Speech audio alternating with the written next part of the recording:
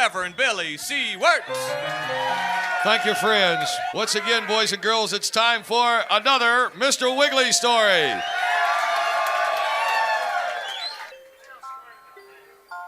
Mr. Wiggly was a rabbit who lived in the forest. All the other animals liked him because not only was he a big, furry, happy, well-adjusted, socially conscious, politically correct, carrot-eating kind of guy, he also made candy. He made all kinds of candy, but his lollipops were known far and wide as the best in the whole wide world. Everybody say yay. Yay! One morning after working all night on his lollipops, Mr. Wiggly heard old Mr. Rooster crow. And Mr. Rooster went, not because he was undergoing a satanic transformation, but because he had a sore throat. And Mr. Wiggly thought, poor old Mr. Rooster, I bet he'd like a nice lollipop. So he leaned out the window and yelled, "Hey, Mr. Rooster." And Mr. Rooster didn't hear him.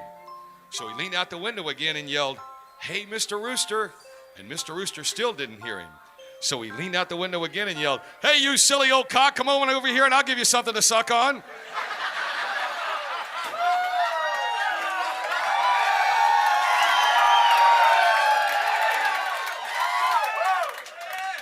And Mr. Rooster heard him. And he turned around and said, "Hey, blow me down." Sorry, I had to turn the page. All right, I'm sorry, Scott. Sorry. WDVE is not responsible for the contents of this. All right. He said, "It's my good friend, Mr. Wiggly. Thanks, Mr. Wiggly, but I'm okay. It takes more than a sore throat to stop an old pecker like me." So Mr. Wiggly got up, and since it was a bright, sunshiny day, he decided to take some candy to his other animal friends. The first place he stopped was the big tree where Edna the owl lived with her two baby owls, Cain and Mabel. And as Mr. Wiggly climbed the stairs, he hollered, "It's Mr. Wiggly, the lollipop man. Let me see those little hooters." And Cain and Mabel bounced up and down and said, "Oh boy, come play with us, Mr. Wiggly." And Edna said, "You give me that big lollipop before you touch him, Mr. Wiggly." And Mr. Wiggly chased the little hooters around the house, and he grabbed them, and he squeezed them, and he pinched them, and he mashed them together, and he stuck his head between them and went, Sorry. I'm sorry. Shh, I'm sorry.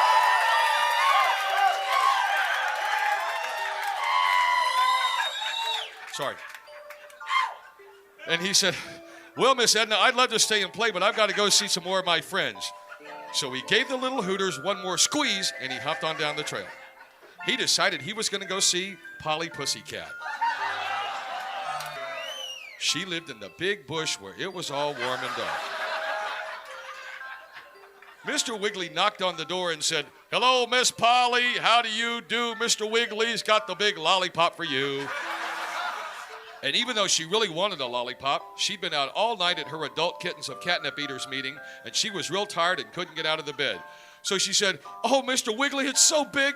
Oh, I lost my place. Hold on. Oh, Mr. Wiggly, it's so big of you to come by here, but I'm tired and all I want to do is lay here. Could you slide it in my crack under the door, please? Sorry, I had to turn it.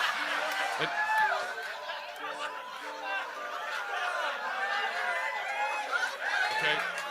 Just trying to read the story, all right? Leave me alone. And he said, "Sure." So he pulled out the big lollipop, and it was a tight fit. So he pushed a little bit, and he shoved a little bit, and he wiggled it around a little bit. Oh, and he stuck it in, and Polly said, "Oh, it's good of you. Come on, Mr. Wiggly, give it to me harder, harder." And finally, his love lollipop plunged into her waiting passion hutch. Okay, I'm sorry. All right, sorry. I'm sorry.